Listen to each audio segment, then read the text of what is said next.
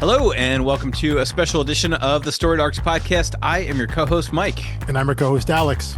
And today we have a very special guest, writer of Golgotha Motor Mountain and many other things we'll get into, Matthew Erman. Hello. Hi. Thank you guys so much for having me. I've been following along. I haven't listened to both of the podcasts, but I've been aware that you guys have been talking about Golgotha. So thank you guys so much. It's great that our little book gets places. It didn't get very far though, because you guys are from Ohio, I hear. Well, we're down the road in Cincinnati, so yeah, it's local in all kinds of sense in that way. So yeah, well, I'll give you just the 30-second recap of how I found the book. Number one, saw Robbi's art on the front cover. You know, it's like Robbi's art and the colors, just outstanding. Yeah. Then you like Google it, because I don't like thumbing through like the books on the shelf to decide if I want to buy. Like once I've decided to pick it up, I have no problem thumbing through the pages on at a comic shop. Googled it. Like first thing I saw was like, you know, it's like two meth dealers or whatever, but on their way to Cincinnati. And Cincinnatians are such homers. Like all you have to do is like, it doesn't positive mention, negative mention does not matter. Same. Truthfully, I think it's an Ohio thing. I think we just get super giddy when we see those four letters or there's our city name, whatever it is, we just get fucking. I think there's something about it. I think our area, Ohio, for anyone who doesn't live here, like especially if you live on one of the coasts or whatnot, and I went to school on the East Coast in the Mid-Atlantic. My family lives in California. It's just we are the representative for the rest of the country. You know, like when people talk about flyover states or whatnot, they're talking. People talking about like further kind of in the Midwest, but when they pick a place, it always comes down to Cincinnati. And I attribute a lot of that. I think I mentioned this to Mike. I attribute that to the Mark Twain quote, which may or may not be apocryphal. The idea of when the world ends, I want to be Cincinnati, because and 15 years later or whatnot. But that becomes lodged in. It becomes internalized from us as people from this area. So when we see it, it's like, yes, we've been recognized, and then it's a matter of like, wait, is it a good thing or a bad thing? Well, but still, Cincinnati's much cooler than Columbus and Cleveland. So, it's not flattering will get you far.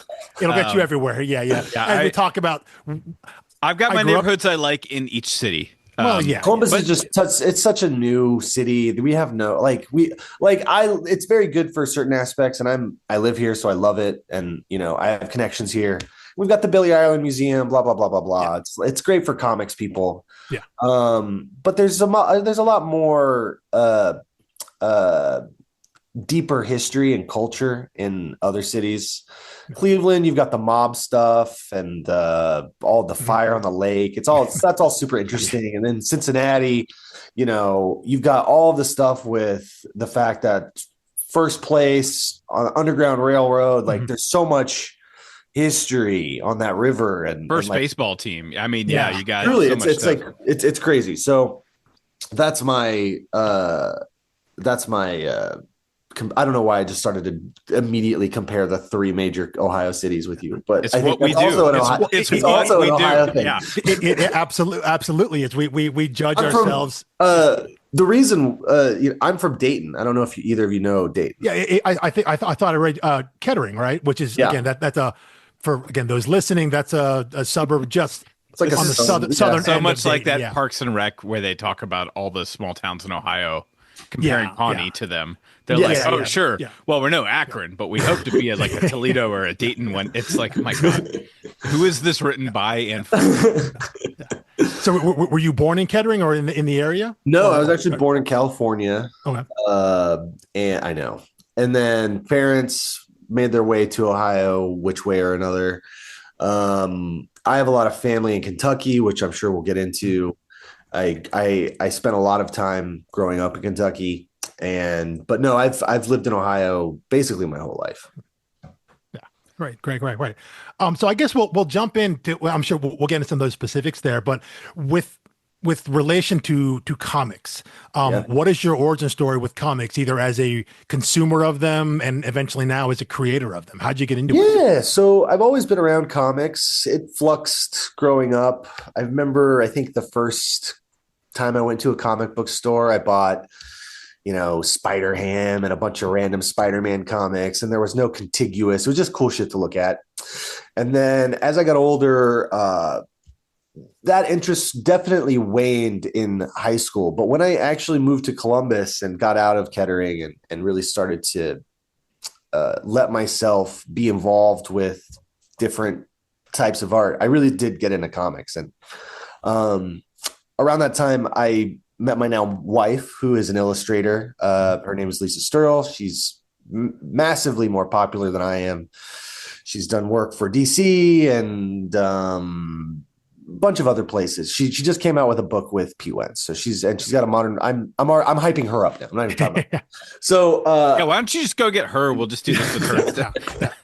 So Matthew Erman, big wife guy, all great, all good. Yeah, that is very true. So we actually, how we got into the industry is we made a book together. It's called Long Lost. It came out through Scout Comics back in 2017, and that's really how we broke in.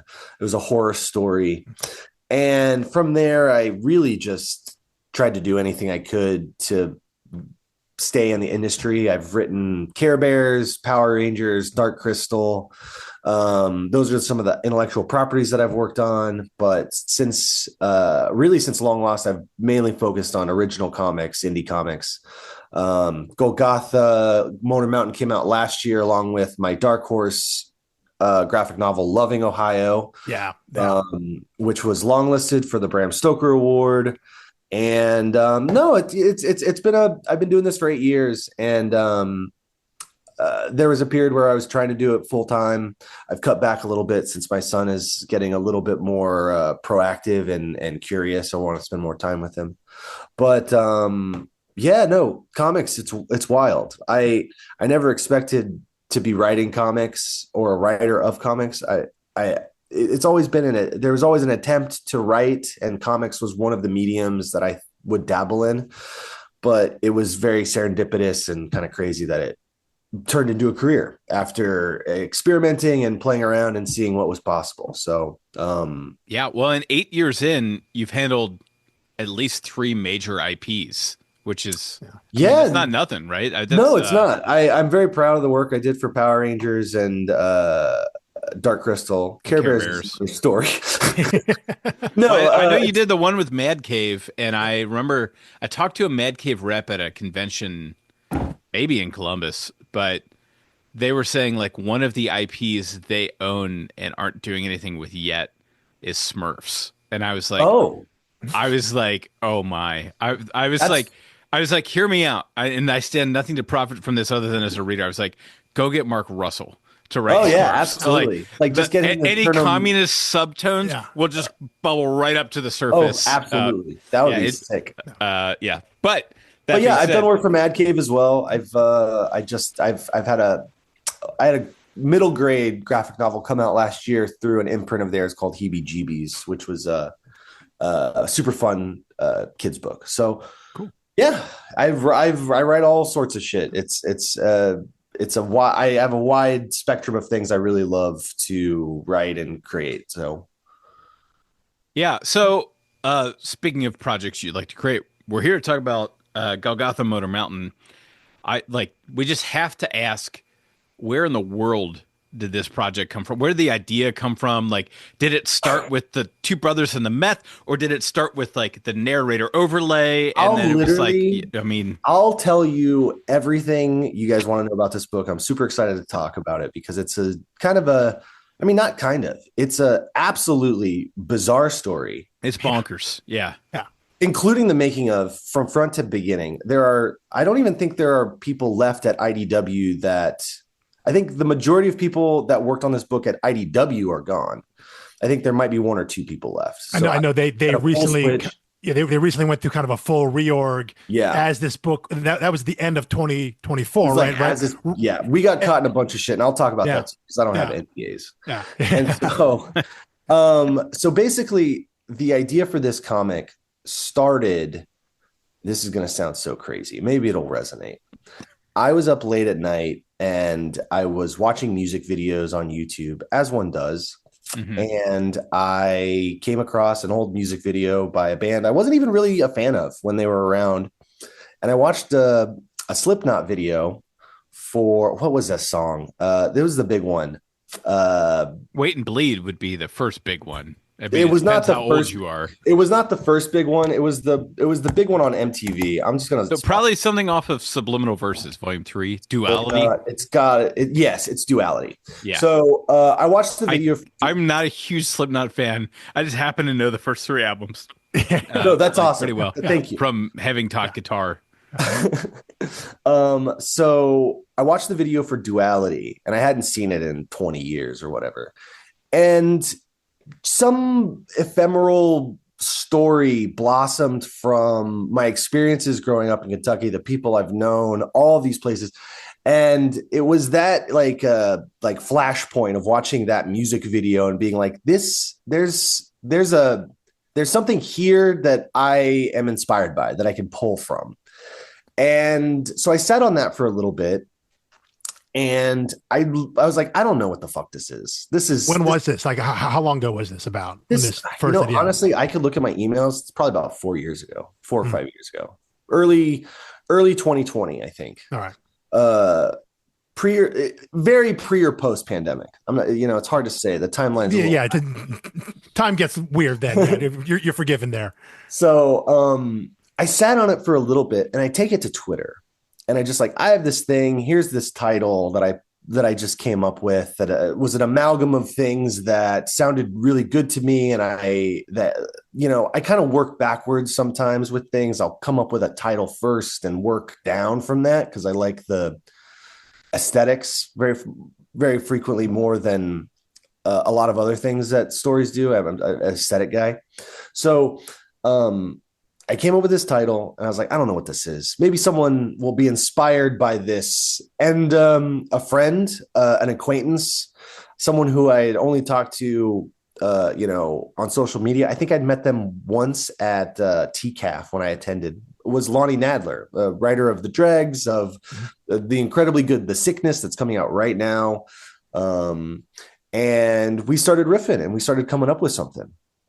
And I told him literally what I told you, and he thought it was ridiculous. I don't even know he likes Slipknot, but there was, again, he watched the video and he's like, I agree with you. There's something here. And that's when we started working with the ideas of masks and really starting to get into kind of what it was we wanted to show visually and what we wanted to tell. Okay. That's kind of the beginning of it. We're working on it. We have connections with editors here and there. We're feeling confident. We reach out to IDW. They really like it. It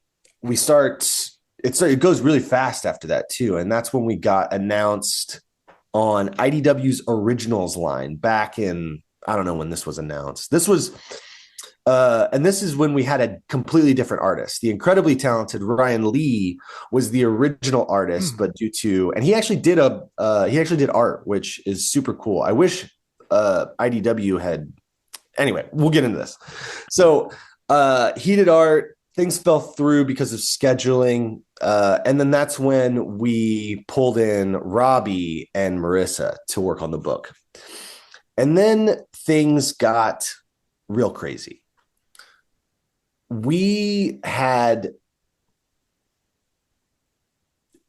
Our contract was for 5 issues. And that was the whole story. That was going to be that. We get writing and IDW really likes what we're doing.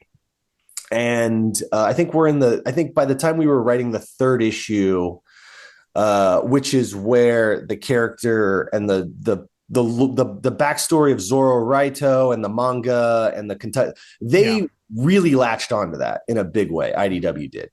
And so I don't know what they saw. I mean, I love our book, but I don't know where they were seeing dollar signs. So they told us to expand the comic into a 6-issue series with back matter. Oh my gosh. for every issue that's like the Zorro Raito stuff. So that wasn't included in your original pitch, and when you were you had the idea of that, but you didn't have the actual. Yeah. So when we were writing the story, that came up naturally, and then it began to again re-evolve into like, oh, this is a super cool idea. We can do back matter. Let's get Nicola to come in and do this. So that started to happen. So in the middle of writing our story, we were told that the story was going to be longer and that there was going to be new material on the back of it. So we had to go back and start rewriting our first 3 issues. This is the complete opposite of what I would expect to hear. Just wait. From any publisher. Just like, I always assume like they're like, well, we'll give you like 4 or 5 issues, and then the creator really has to push to get more. And here they're twisting your arm to be like, this was make it bigger, expand it. Lonnie and I had never had this happen to us in our careers before. No, and truly, I mean, it's very rare for a publisher to look at a mini series. This was never going to be an ongoing. To look at a mini series and say, let's make this longer. And there's a lot of industry stuff that I can get into, which is like, what the fuck were they thinking? Yeah. But anyway, we were told, let's make this longer. We're going to give you guys more issues. Lonnie and I and the crew were thrilled. Wonderful. Get more money. Get to tell a longer story. IDW's original line implodes. As we are rewriting this story the second time with the new idea that it is going to be 6 issues with back matter. IDW's original line implodes, except for Beneath the Trees, which is an incredible book. Yeah, love that book. Yeah, but it's like that's how originals. That's what these lineups are built for. It's like you throw spaghetti at a wall and hopefully a noodle sticks, and then there's your justification for all of the books that you make. So the original line implodes, which it is what they do. Our book gets rejiggered again. They cut us back to 4 issues and cut off the basically the remaining Zorro Raito chapter. So the Zorro Raito stuff doesn't get finished, which is kind of in the lore of the comic serendipitous as a metaphor because it's worked into the story. That worked. It felt art. That's life imitating art, imitating literally. That's a whole circle legit. Right there. Yes. Yeah. So that was fine. We're okay with doubling down on the Zorro Raito stuff being kind of this weird ephemeral thing that you get. The thing that was really tough was we added in the beginning. So the way that comics works is you're kind of everyone's working on it in like a relay race. You know, issue 1's done, great, signs off, checks off, everything's good. Pass it to the illustrator, pass it to Robbi, and he starts doing it, and he's really fast too. So, you know, by the time issue 2's done, Robbi's almost done with issue 1. So it's like we're passing and we're passing and we're passing. And what happened was, you know, Robbi's deep into making this comic, and we get told we got to cut you by 2 issues, and you got to figure out a way to end this story with the allotted time that we've given you, which is, you know, it's a puzzle. It happens. And so that essentially meant that our front of the book was written as if it was going to be 6 issues. I think the first 3 issues, 2.5, are written as though this is going to be a longer story. And then we get the news somewhere around editing the 3rd issue that this is going to be cut short. And then we have to figure out how to end it in I think it was like an oversized 4th issue is what we got. Yeah, it was a little bigger. A little longer. I mean, they were all big, but they were. They had the back matter too. Yeah. Like when I read a series, especially when it's coming out and I don't know how long it will be, you can kind of tell if the world is contracting, like ramping up, or like condensing back to the back half. And through issue 2, it felt like, oh, we're still branching out here. We're still learning new characters, new backstories, new, there's the whole thing about the Western movie, which is was all so all of that was added in the pistolero and the sheriff and his backstory and working in the film and the giallo, like that was all kind of brought in to build up the material. You know, we had an idea for what was 5 issues, and then they're like, oh, we're giving you more room, more space. And so because of that, we're like, we're not just going to add on to the end. We have to build out the middle sections to make it so that our completed story makes sense and tracks still, but now we just have more meat in the burger. But what happened was the burger did not get the top on.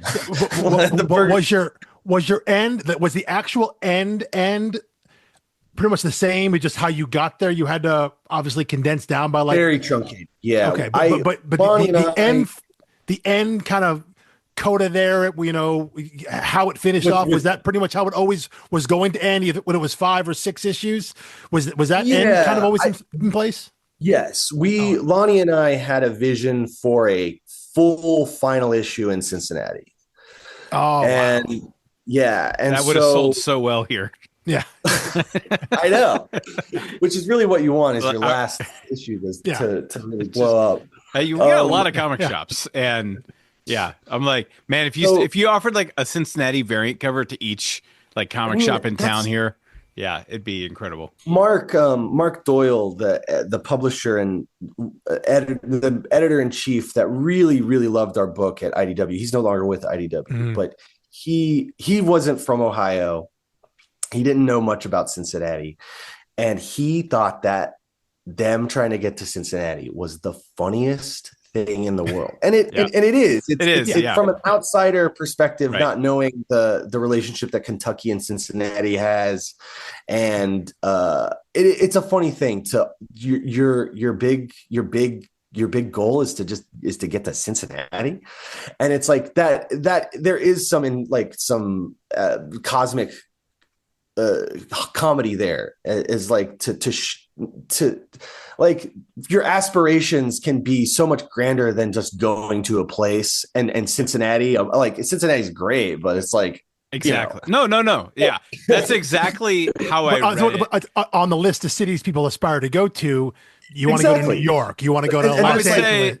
Yeah. And that's like such a uniquely Kentucky thing, is like to want to like, and not even like Kentucky in specifically to want to get out of where you are, but for Kentucky and people east of or west of the river, it's like, you know, just there. That's Ohio. That's like the slightly, just marginally more progressive state, just marginally, not much, not much, just a little bit. Yeah. But it's like, and to me, as someone who's from the area, I've lived here my whole life. I did find that as just there, you know, as a storyteller, you're told by people that think they know what they're doing that your characters always need to have a want or a desire. And for me, that's just a really funny one to have in any sort of novel or story. It's just well, as a defensive Cincinnatian, my first read of it, I was like, okay, well, either this is making fun of the characters for having such low, like they're aiming for the middle, right? Sure. You know, or I was like, or this is a guy from Columbus doing an elaborate Cincinnati joke of like, you know what Cincinnati is? It's the hillbilly's dream. Yeah. I mean, I don't disagree with you. But I mean, but there is neither of those are actually wrong. None of those actually seem wrong, Mike. That's just, I know plenty of hillbillies that hate Cincinnati. There's some love there, and I do. You know, I'm literally driving on Monday through the area, so like, you know, it's a place I'm very familiar with, and you know, one of the things that I like doing with my art and the things that I write is really localizing it. I think that's one of the things that makes me unique as a person, is the fact that I have an experience here in this place, you know, and a lot of stories and a lot of writers tend to generalize their settings so that more people can feel like they can see themselves in them or can see aspects of growing up in those places.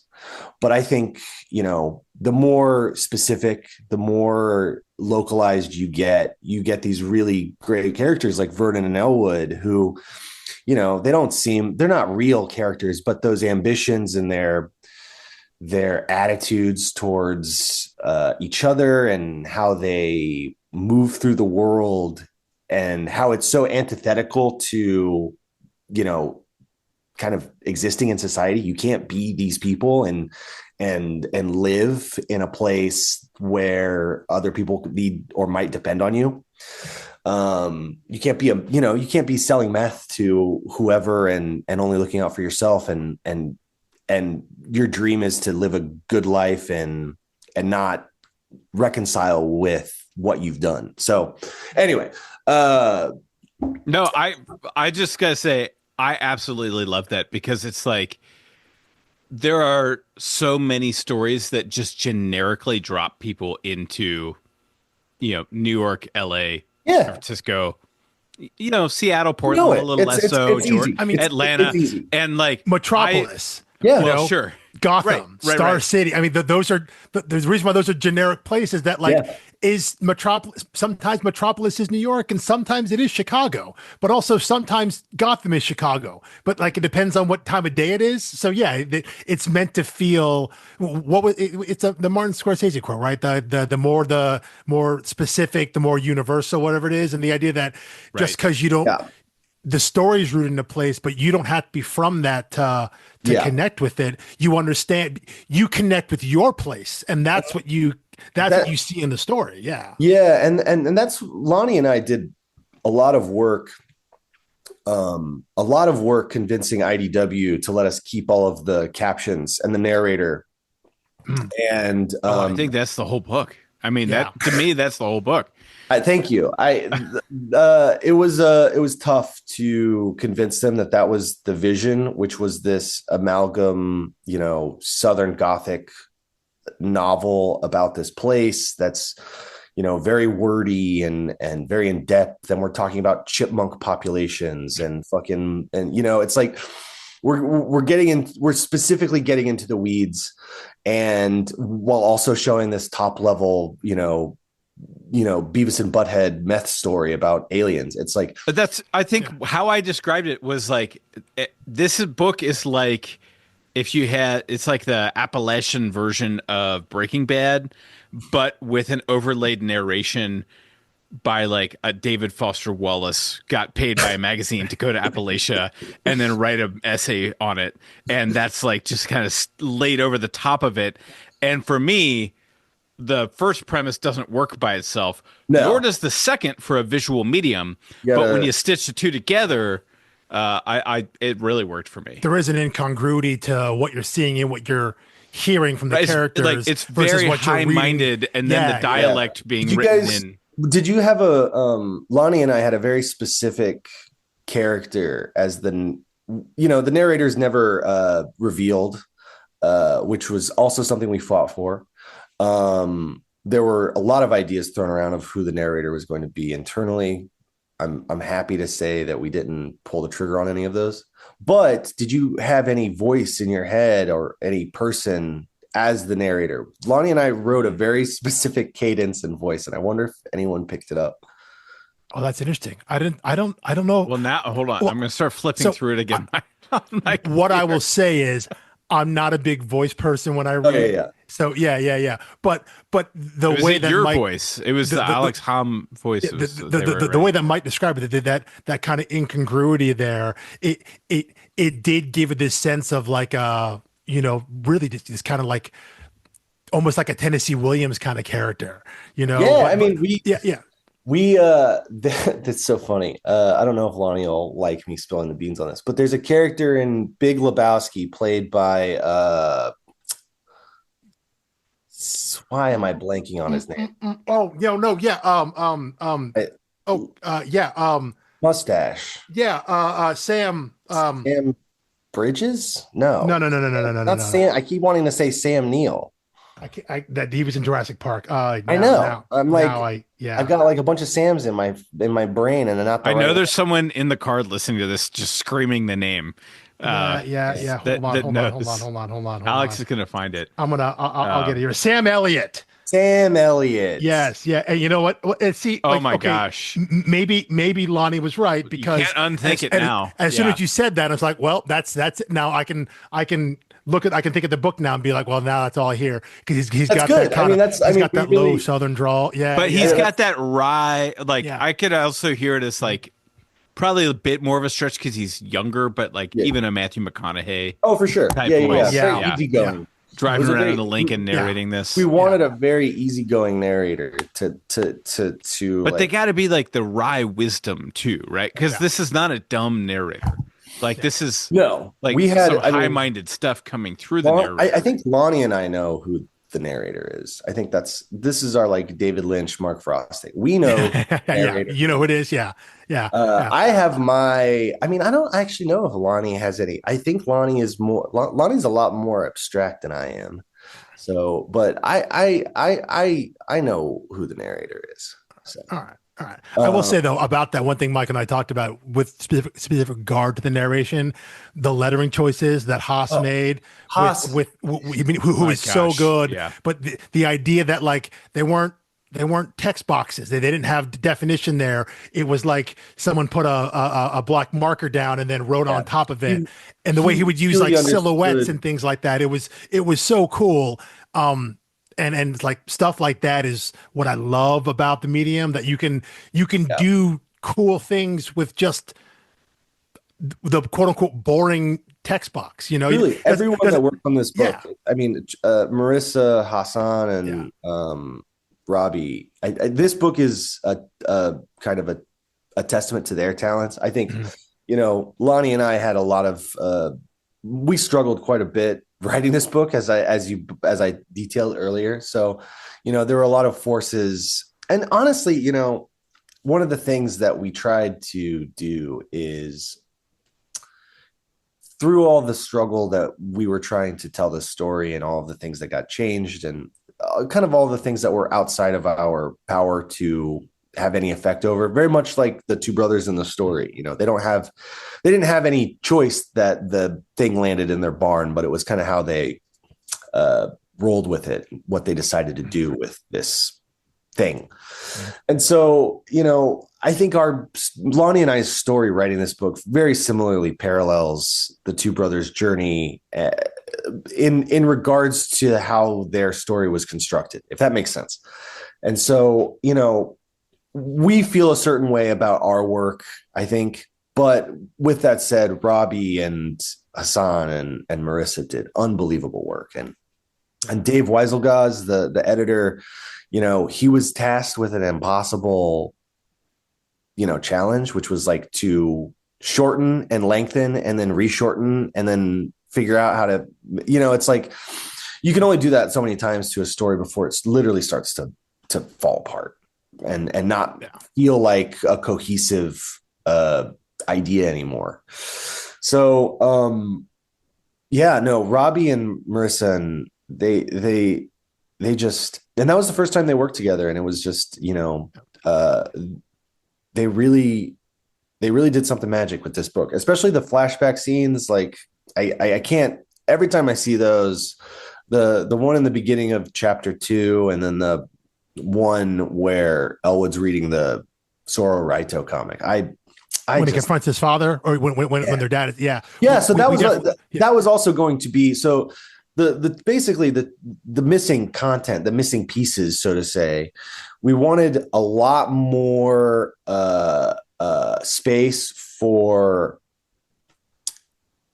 to humanize Vernon and Elwood. I don't think we got a good they talk a lot and they're bantering back and forth, but you end up knowing very little about like what they came from and why they ended up in this position. And we really wanted to find space to do that in the latter half of the book.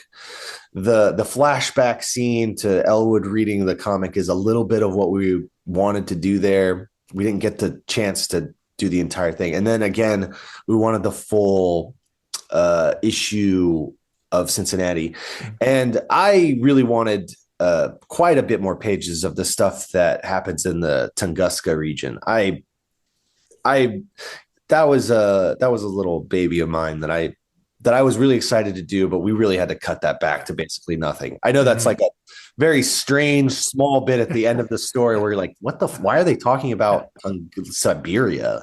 But there was an idea there that I wanted to explore that, honestly, maybe it'll make it into another thing of mine. I think that's like Lonnie and I have so many little pieces in this book that got like thrown and then captured for a little bit and then never got finalized or realized in a narratively conclusive way. So it's like these are ideas that I definitely foresee reappearing in later works of mine, or kind of re-exploring these things.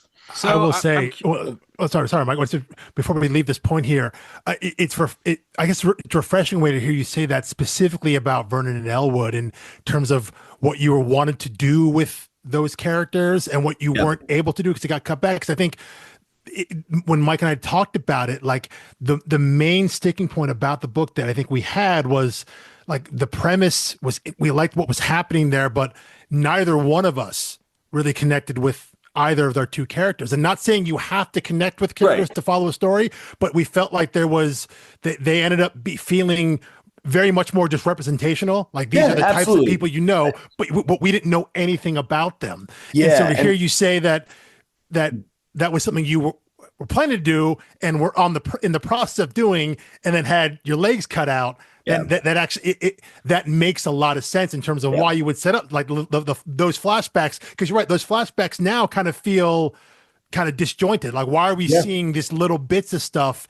and we never see any more? That first flashback is them in Cincinnati for the time as little boys go, and I was like, they go to the zoo or something like that. And so, I think this is what's most interesting, and I hope to your listeners too, is like, comic books are so many people, work on these things, and what you get at the end of the day, the book, the floppy, the issue, that is a product of a serialization process of a story that, sometimes a lot of people, not necessarily lose control, because I think that's a crazy thing to say, but the end result oftentimes is very different from the making. And so it's like, while we're making this, we're going through all of these different changes and all of this stuff. And then you get this thing at the end. And very rarely is it a good idea, or B, beneficial to the team to like do these sorts of explainers on like, hey, here's what happened with this book. Yeah. But I think with Golgotha, it is important because you can literally look at there's the little clippity notes before the Zorro Raito pages, and it just says 1 of 6. Yeah. So there's like, there are pieces of this book that, again, would lead you to believe that there is going to be this 6 issue, this story. And then I really think that, the ending was so abrupt for us. It's still a little tough for me to think about the opportunity that we had and were given, and then through various industry factors had to be bequeathed from us. Yeah. Which, again, I totally understand. I've been. It happens. Yeah. I mean, it happens all the time, but it's never any easy. I would imagine. Yeah. It's never easy. This book is a really great example because, there's a lot of really, really incredible art in this book. There's a lot of really cool things. I don't think this book necessarily took itself super seriously. I think some of the things it's saying are interesting and important, but looking at this book as an example of really good art, really good idea, really good concept, and through a variety of changing of the guard, originals lineups, it just kind of starts to slip through the cracks, and I honestly have no idea how well this book sold. I don't think I'll ever receive royalties for it. I know for a fact that the first issue did not do well for IDW. And it's like, it's just one of those things you wonder about. I wonder if it was the title or if it was when it got released. That's also a thing that can happen. You release too early in the year, or sometimes when something else happens. So yeah, it's this book, as it is to me, as it is to you, a big mystery. It's something I'll think about a long time, of what could have been, what is there, all the stuff I really do love. And the experience. I loved working with Robbi and Marissa and Hassan. I loved writing with Lonnie. I think the creative crew,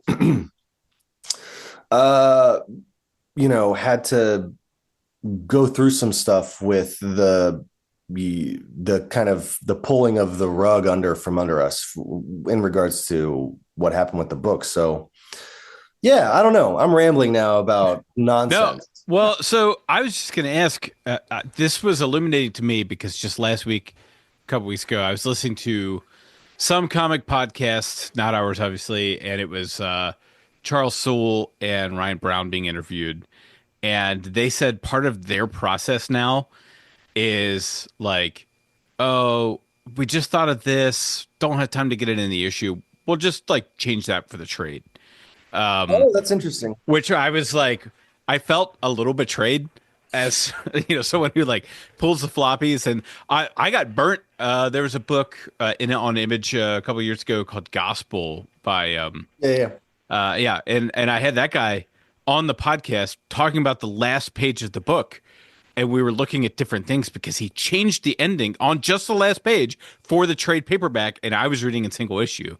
Wow. And, so I don't necessarily agree with that. I think that, well, that's what I was going to ask. I was going to say, would you have considered that? But I guess the problem is you didn't end up producing those pages. So you just throw 2 issues worth of stuff together. I guess you could. You could throw 2 pages or 2 issues worth of script in the back, I guess. Which is Robbi and I have talked about the future of this story, and if it has if there is a future here at IDW, and there's always nebulous things where Robbi really loved what he did on this book, and he should. Oh, it's incredible. It's incredible.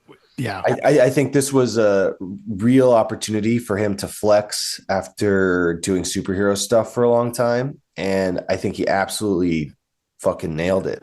And so, I absolutely commiserate with him wanting to and feeling like this book didn't get its day in the light, sort of, and so. Who knows what'll happen? I've seen comic books get popular 10 years, 15 years after they come out. 100%. Like you can hold on to some hope that I definitely believe there is always an audience for something, and the things that I make, the audiences are much smaller generally, but I do always believe that an audience is out there, and if they can find it, they will. And so I think your audience honestly might be like a cross adaptation by A24. I would love that. I mean, it would be nuts, but like and again, now we've named a possible narrator, which would 100% work for an A24 adaptation. It really would. Oh my gosh. I'm not gonna be able to go to bed now. I'm gonna be thinking about that. I'm like, how would they do this crazy horror? I'm trying to think if there's anything else, any sort of like tidbits, factoids about the book that I can offer. If there's anything else you guys want to know. Yeah. Well, I am curious because I think you talked about what Robbi did along with Marissa there on colors, and you said this was the first time, because obviously a lot of people like myself, Robbi Rodriguez, you think of Spider-Gwen and a lot of the work he's done with Rico Renzi as a colorist. So seeing someone else come in was interesting for me, because I've only known every book I've read that Robbi's been on the interiors, he's had Rico as a colorist, but to see him do this type of work that is so different from what he had done, what he's quote unquote known for, but yet it you look at it and you're like, well, this is like totally in his wheelhouse. How much room did you guys give him to let his, because I mean, especially at the end, and maybe that changes some now that I know the end was a little truncated, because when you get to the end, and I think we referred to it, Mike and I, like it turns kind of into like Mad Max Fury Road, because you have this big chase and these just crazy, like what happens to their truck and the share, like it gets bananas there, and it allows Robbi to draw just the wildest stuff. And so I'm curious, how much space did you guys, like in your scripts that you send him, are these things like super hyper detailed for these wild space crazy things, or are you letting him really just move? So we knew with the amount of text in a lot of those panels that we could not give, the way that sometimes scripting works is you have to, at least for me, you have to put an idea on a page and be like, here's what I want this page to be. And for a writer to direct that for an artist, it's kind of like, you ever do that thing where you put your hands behind your back and you have someone else come in and try to like use their hands to do something for you? Yeah, like sure. Yeah. Like a little game. It kind of feels like that, where as a writer, I have an idea in my brain that I can write out to an artist, but to try and direct something as complex as an action scene or a really complex or visually kind of big moment, sometimes it's a lot easier to just be like, Robbi, here's what is happening. Figure out how you want to lay that down on the page, because to delineate the jobs of comics making, it's like, if you really want to break it down, it's like the writers know what sounds good and the artists know what looks good. And sometimes you'll have a writer like, great example is Alan Moore, who could just write a 2-page description of a single panel and you get it. And it's not overbearing. But most writers, if they were to write that much for anything in a comic book, you would drive your artist up a fucking wall. Yeah. No artist wants to read 2,000 words on every on what panel they should be doing. Yeah. Yeah. So there's a really fine line between, and this was the first time I'd ever worked with Robbi. I'd met Robbi through this project. I like Robbi a lot. He's a great guy. And so like part of being a comic writer and writing comics is getting to know your artist, getting to know their strengths, getting to know the things that they're really excited to draw and work on, and write your scripts for that specific person. That can be tough. And Lonnie and I, we have different philosophies on script writing too. So, we had some great conversations in regards to how we were producing what we were producing. But my philosophy at the end of the day is like, there's going to be maybe 3 people that ever read one of my comic scripts: the editor, the artist, the colorist, and maybe if there's a letterer that is different. Sometimes it's the editor. And so, if you write your scripts for those 3 people with the expectation that those 3 people and those 3 people know your work and you're basically talking this story out to them, you can get something that's quite a bit more collaborative and showcases the strengths of the team. I'm really happy that Robbi and Marissa and Hassan got the ability to do what they did in this book. And that's something I'm really proud of.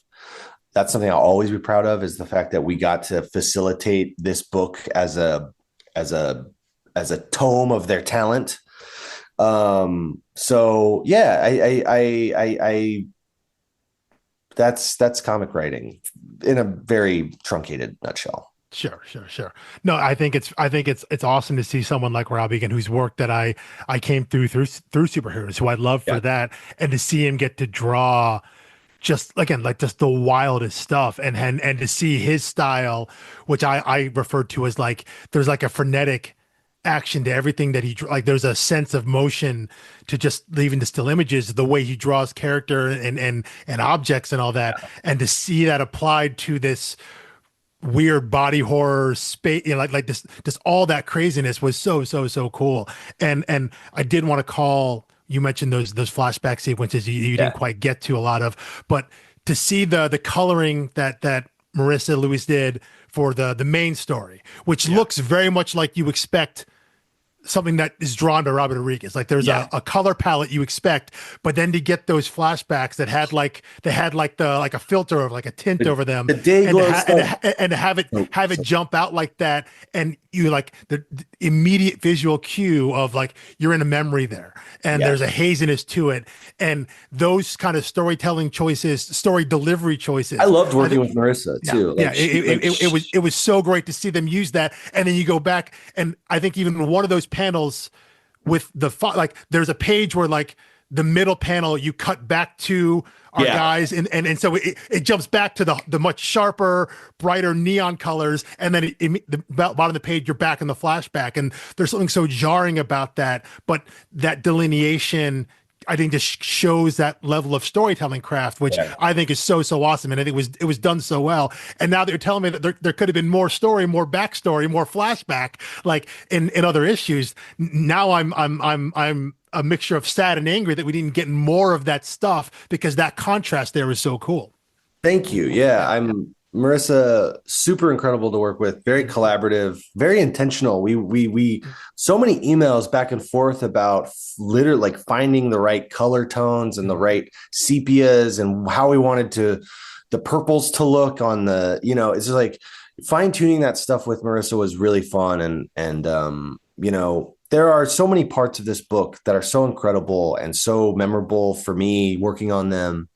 And, I guess part of the things that as a reader you don't get to experience is like kind of the end emotional complexities that a creative team might have on a book like this, where it got cut short and it got lost in the shuffle of IDW's corporate stuff and whatever.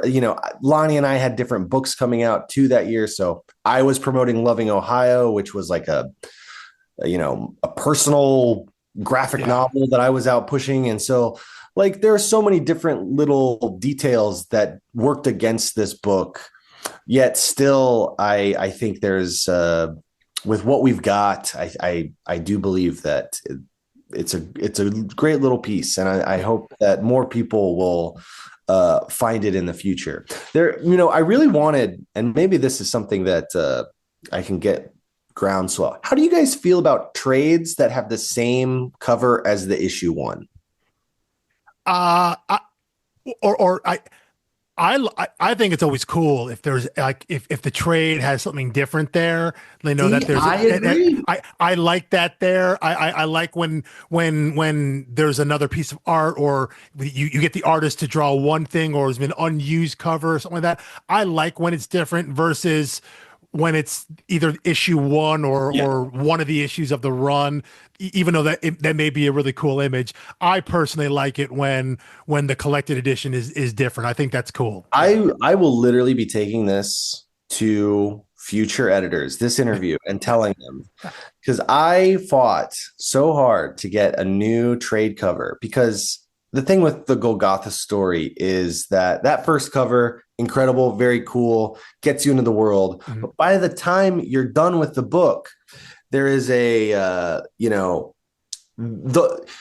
issue one cover, in my opinion, does not encompass the totality of the, however many pages there are on the book. And so I wanted, I think a trade cover should be more reflective of the entire series rather than just the issue one. But anyway, it'd be super cool if you had a lot of the elements of the first cover up on a mountain, and all the way down in the other corner you had a silhouette of Cincinnati. Did you guys see Riley Rossimo's variant cover? Is that in I think that's in the trade. I don't have the trade. I've only got single issues. Okay, same. Yeah. Riley Rossimo did a really cool variant. Another artist whose style, given the subject matter of your book and all that. I know. The way he draws is his. Whoa! Wait, you just look it up. That's not even. I just saw the variant for issue one, which is like the manga. Yeah. Nicholas Ejima did all. So every issue had a I didn't even know manga. These existed. had a manga variant. Oh, that's so cool. Where's your comic book shop? I'll drop some off for you guys when I drive through Cincinnati. I shop it up and away. We'll take care of this offline. Yeah. I've got the variants of Nicholas Ajuma's variants, which are I love his variants. They're super cool. And again, this is like we had this idea when we were making the book to have our variants be the manga variants, as if Zoro Raito was a shonen style, I mean, it nails that. Yeah. That looks like it's straight out of like Shonen Jump Weekly. I know, and I love the new logo that we got for the variants too. It was super. I don't know. There's so much to this book. Just like one more like rock star element to the creative team.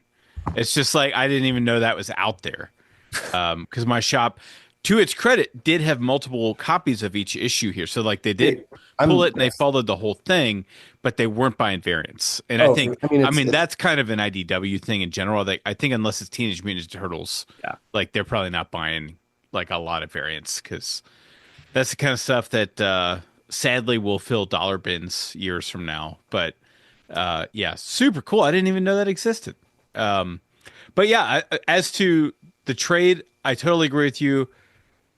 New cover for it that summarizes the whole work, because the whole work bound together is a different piece of work. I agree. Than one issue. Right. It's more than the sum of the parts. Especially I love when there are like creator letters in the back. My favorite thing of all time was Jeff Lemire in Royal City making a mixtape at the end of each issue. I thought that was like the most baller thing ever. I don't know if I want the mixtape of this one. I have a playlist. I curated it. It's something I wrote. Black Betty's got to be on it, right? Yeah. What's up? Black Betty's got to be on it, right? See, here, I'll pull it up. It's a lot of. All right. Well, this is great, like podcast content, because. Do you write to music, or is like in the back? Okay. All right. So you have like. Have song or in your head maybe as you're writing? There's two things. There's an aesthetic playlist that I think matches the tone and the what the comic is, and that's what I would send you guys. And then I do have a writing playlist that is instrumental or whatever. Slipknot music videos. Yeah, Slipknot. A lot of Slipknot at full volume. Yeah. But yeah, I'll send that to you guys too. And like I said, I'm driving up on Monday, so I'll swing by whatever comic shop you guys visit, and I'll drop some variants off for y'all. Yeah, it'd be great. Yeah, tragically, I think every comic shop in the city is closed on Mondays. Oh yeah, most of them are closed on Mondays. Yeah, that's right. Yeah, that's right. But we'll have our people talk to your people. We'll figure something out. That, and if I can ever buy you a cup of coffee or a beer or something when you're driving through town, I'll add your signatures to my Golgothas. Because I got Robbi sign all of them. Oh, you did? Oh, yeah. Did you do the that was GalaxyCon Columbus last year. Columbus last year, yeah. And he was pretty jazzed that I had the full set of them there. Yeah. I think it was technically more than he was willing to sign for free, but he didn't even question it for a Golgotha fan. I think Robbi was very excited to see anyone coming up and sporting the Golgotha stuff. So I'll thank you for him. Yeah. Well, I mean, he thanked me, but I was just like, dude, I don't know how I said, but I was like, I knew you had chops, but like, damn, like this was next level. Yeah. There is something different about seeing someone's work you like, and what they can do. And then I think especially in that final issue when things are just, when like, there's almost nothing real, quote unquote real. But it all feels so physical there. Yeah. Can I tell you guys another super secret thing? Sure. Fire Robbi. So I don't know how Robbi, I don't know if Robbi was super thrilled with our ending. I think he had thoughts, but he drew up an entire alternate ending that was like without a script, just created something, but it was too late in the game to like change shit to make it work. And one of the things that truly I'm most frustrated with about IDW let's work together. Let's work again together, IDW. One of the things I was most frustrated with is that we had very little involvement with the compiling of the trade. Oh, so no extra stuff. So that extra stuff that was sitting in our emails, the design, the early designs Robbi did before edits. I love all that stuff. Yeah. Right, because that's like in the old days of physical media when you got like a DVD and it came with like, here's the alternate ending we shot of Legend or something. Deleted scene. I love all that stuff. It gives the trade some extra value monetarily so that you feel like if you collected the single issues, there's something in it for you to come in. So there's another little frustrated thing that I there's so much little shit that we had in our emails bouncing back and forth, Lonnie and I's scripts, we would have happily put those in the back of the book, whatever it was to just showcase kind of the skeletons of this project. But, things happen as they happen. I have no idea what was going on with IDW when they were making the trade. I suspect if you made another project with IDW, the chances of them going through another transition are low, and you would probably have a better experience. Timing. I want to chalk that up to bad timing, but I don't know. Yeah, it does suck. Yeah. But yeah, whatever. I love the book. I loved everything we did, and I'm happily making more comics too. So it's one of those things that you just keep going. Yeah. Well, we technically had one more question, which is a yes or no. Which one do you want to get? So I'll be curious about Mike on our list here. I know we want to get to Skyline. We can talk about that, but I'm curious. We just wanted a Skyline, yay or nay. Yeah. Yay. Okay. Because okay, great. Alex did have the Cincinnati enrage if there's no chocolate in it. Yeah. I actually argued with him on the podcast. I was like, no, I thought there was cocoa in it. And it's like, oh my gosh, even in Cincinnati, we don't know what's in it. Yeah. I love it. I'll even eat it from the can. I mean, when I didn't live in Cincinnati and that's all I could get, absolutely, that was a lifeline. But I one question I really have that Mike and I talked. We spent a decent amount talking both when we introed the book and then talked about the actual story. Oh my God. I can't believe I forgot about this. But is the idea that like the last 10 some odd years, there's been kind of a literary movement surrounding stories set in kind of Appalachia. I call it Appalachian chic and all that. And this idea to like, I think the way Mike put it, to emphasize empathy or justification for some of the destructive behavior from those communities and from those peoples, and kind of prop them up as like to mythologize them to kind of a hero status, like look at what the hard time they're going, and kind of the bootstrap thing and all that. Like what was it? What's his face? We try not to talk. He must not be named. But yes, we mentioned that as like people read that, and people who didn't live there were like, oh wow, look at this. And I talked to friends who grew up in that kind of in that part of the world, and they were like, this ain't it. This ain't it. Yeah. So, and my friends from Appalachia were like, a dude's from Milford, Ohio. That's not Appalachia. Yeah. Middletown. He's from Middletown. Yeah. But Middletown. Yeah. Knowing that you said, I read your childhood, you spent time summers down there. You have family down there. So these are a community that you are familiar with. Was that part of it? Did that come into your process in terms of how you crafted your characters? Because Lonnie and Elwood aren't like, they're not like good dudes, like they are. Vernon and Elwood are not good people. And I think so. I grew up not far from where JD Vance allegedly spent time. Yeah. Like literally, I think it's about 45 minutes from where I spent a lot of time. Yeah, I grew up just south of Middletown. Kettering is just I think it almost splits the difference right there. So where he specifically talks about in Kentucky. That part. Okay. He I think it's like Jackson, Kentucky or something. And I spent a lot of time in Jackson County. So I think that my relationship with that area it's complex. Sure. I think that I don't like to, it's hard to say because it's like, this book is the definition of like a exploitation style trauma movie. So I was like, I don't like to be exploitative, but it's like, that's not really what this book is. So I can't really even say that, but it's like, at the end of the day, I think what I try to think about is these characters are not representative of a people. They are two characters that happen to be from this place and that have pulled values and have pulled their identities from this place. But that is, if that is a reflection of the place, like, let's examine that. And like, what is this place that can facilitate, Nazi militia and Ku Klux Klan enclaves, and like why is Cincinnati appealing?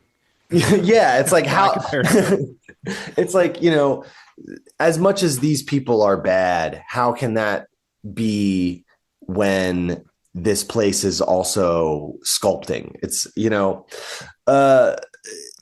with that said, though, I have a very, again, complex relationship with the area, but at the same time, I'm driving through, I'm going there on Monday. So it's like, I know people there. I have family there. I like spending time there. I take my son there very frequently. So it's like, as much as it is this place that can cultivate kind of this darkness, whatever you want to call it. It also, and again, we didn't get to show this in the book. I don't know. I don't even know if we wanted to show this in the book, but there are aspects of beauty in that place that are made more beautiful by the fact that they exist in such a place where the incongruity, again, with, looking at the book, it's like, I think there's something there. I think the nuance that you just described that with is basically what our country misses on a macro scale, is that everything has to be like team good or team bad. Yeah. And it's not like, there are wonderful things, there are terrible things about the neighborhood I live in. There are wonderful, terrible things about, other parts of the country. And it's like, you get into a lot of trouble. And again, this is another thing that we were thinking about doing with the book of, it's such a micro story. It's so small. It's like, there's not many characters. It takes place in one place. It's this very small place in the world. The story itself feels very big. And that was, candidly, that was part of, that Tunguska stuff, was to try and bring in this idea of, this place isn't just a reflection of this place, but this place can also be a reflection of the greater world. You just have to understand how these things are made and why they exist and how they get to where they get. But anyway, I'm thrilled you guys like this book. I don't know if I will ever do another long, in-depth conversation about Golgotha. Truly, you guys might be the only people that bought it. So, well, listen, we really enjoyed digging into it and really thinking about it on that level there, because I think you're right. There are a lot of the ideas and kind of the themes and the like larger metaphor presented about the area and the people and what that can drive people to do and decisions they make. There's a lot of cool stuff there, but hearing you say it was originally, even the fact that it was originally supposed to be 5 issues, let alone you got that 6th one and then it ended only being 4. So I think, because there are plenty of times where you read a story and you're like, I like that, but it felt like something was missing. Like maybe they needed an extra issue or something like that. No. And you guys literally had that. And the story, and you didn't get it. Sometimes it happens. It does, and you never know why it happens. But the way you lay it out actually makes a lot of sense. It's when the publisher is going through a complete reorganization. What can you guys do as creators? Yeah, exactly. And it sucks. But to hear you say that and know that there could have been a little more, and knowing that what we got, there was enough there for us to latch onto, and thinking like, there's just a little bit missing there on the character side. And so to hear you bring up specifically that there was stuff you wanted to do to really flesh that out and give, as I said, more meat there. I love to hear that, knowing that you had plans for it, and then I'm immediately bummed out to hear why you never got a chance to do it. But I think there is some sort of gratefulness that I have towards Mark Doyle at IDW. for believing in the story when he did. I'm grateful that it exists in the first place. This is again one of those comics that, against all odds, truly against literally all odds, it managed to make it out onto the shelves. An artist change, organization rewiring, our issues getting muddled every 2 months, and we don't know how many. It's like we don't. It's so. The fact that it exists is a testament in and of itself. So, yeah. I mean, I think there's almost something fourth wall about some of this narration at the end where it says, well, sometimes if you look real deep, stories create impacts we're hardly aware of. Even the strangest ones can have synchronicity to them that is difficult to explain away. Modernity has washed away these connections for the most part, replacing them with outright hatred unmasked and out in the open. There's obviously nothing beneath the feet of mankind but soil and crust. And it's like, first of all, that's what I'm talking about when I'm like, that sounds like if a travel magazine paid David Foster Wallace. Lonnie and I wrote that after so that you're absolutely right. There's a lot of meta. It's almost an obit for the real world the comic itself. Yeah. But it's also, to me, it's also where the narration for the whole series collides with the story. Yeah. So I thought there were a lot of pieces up in the air, but I feel like you landed the plane, which is the hardest thing. There are people. I know. Thank you. But there are people who get 30, 50, 100 issues and don't land the plane. Yeah. I mean, so endings are hard. We talk all the time. Endings are hard. That's the tagline of this show. Yeah. And knowing that you got your obit basically, we said like you basically had 2 issues in the can, right? You're working on issue 3 and you got, I mean, that's a task that is mostly impossible. So, but I said, I think the ending, maybe it helped. Maybe you had an ending, you knew kind of where it was going to end. So you had to accelerate things and cut things from the end as opposed to actually changing the ending. I think maybe that's why it does land. And there is like a melancholy sense there at the end. Oh, for sure. When you have one brother who basically gives himself up so the other brother can live the dream, but yet he got the dream, but he's been literally changed into a monster because of all the things they had to do or they chose to do in order to leave. And so like, what does it mean if you get to where you think you want, and yet you don't never have reconciled with this monster that you exactly. Yeah. So there's a bittersweet melancholy to it that I think is fantastic. I don't need happy endings. I don't need, but it was fitting for that book. I think for the story you were telling, and even though it got truncated, I think to still hit that emotional note, I think was still really great. Thank you so much. Sure thing. Yeah. Yeah. So just some beautiful writing down the stretch there that I thought made it all work despite all odds. And I think that's one of those. Also, I think I mentioned this I meant to mention this up top, so it's not at the end of both episodes. But one of the coolest things I've ever seen is on your website, you link to the Hoopla of your books. Oh, yeah, It's like we're plugging Hoopla all the time. Obviously, first and foremost, go buy single issues, go buy trades, support these creators and artists. But support your library. Like that's support your library. You still get paid indirectly through there, but also your books get out in the world, and that's what and not indirectly. Libraries are the single biggest purchasers of books. Full stop. So I Loving Ohio came out last year, and the libraries around town bought more copies than most bookstores. So it's like, and everyone should go read. After Mike and I read Golgotha Motor Mountain, and we had a discussion on it. I remember seeing Loving Ohio, probably when this list came out last year, be like, I should read that. Now that I read this and realized it was another one of your works, I read that right afterwards, and thought it was beautiful. Thought it was fantastic. And thank you. You're right. There is a specificity to it. And yes, obviously it's called Loving Ohio. It's set in suburban Ohio.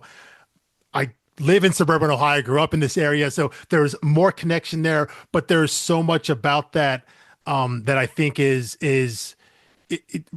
outside of the specificity of like having a cult invade your town and the supernatural aspect. Just that idea of especially in that age of high school, that like edge of high school of like, I got to get out of here, you know?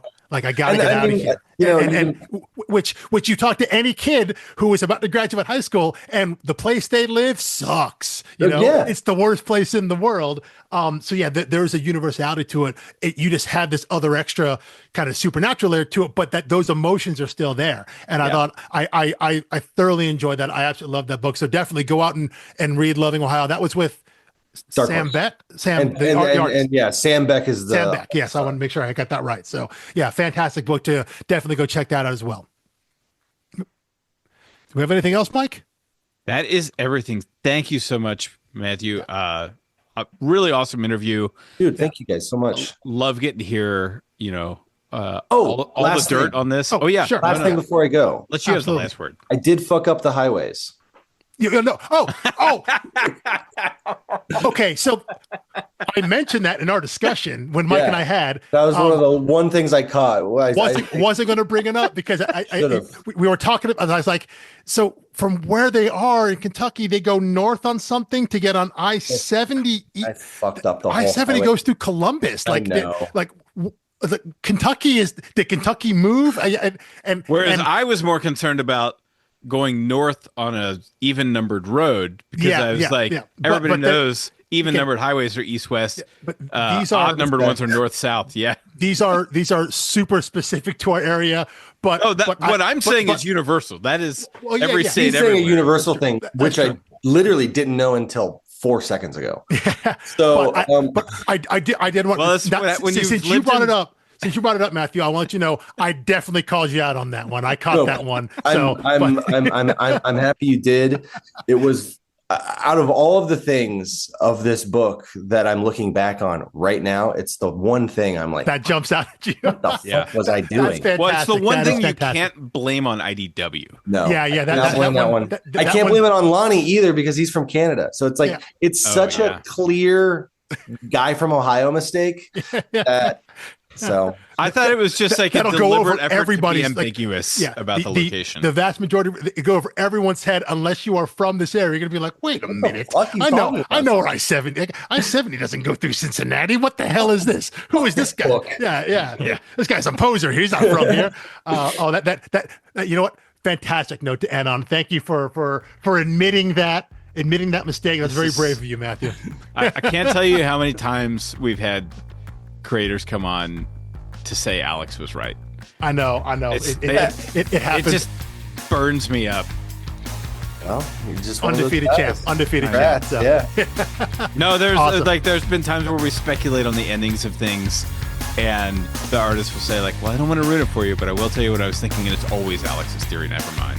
Yeah. So it just another in the long list of making me look a lot better than I actually am. So I thank you. Well, the reader is the final creator in any project, right? You know. So yeah. But I'm still right. That's the But I was a reader. So anyway. All right. Thank you so much. Thank you for listening, everyone. You can find all of the links for Matthew and his other works and his hoopla in this episode description. And we will catch you next week. Peace.